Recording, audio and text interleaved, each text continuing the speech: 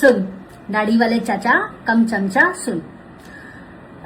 क्या बोला कि लखनऊ में आओ दिखाऊंगा तो देख नहीं पाओगे। ऐसा क्या है भैया, क्या दिखाना चाहते हो और क्या मैं देख नहीं पाऊंगी? चाचा कम चमचा क्या दिखाना चाहते हो?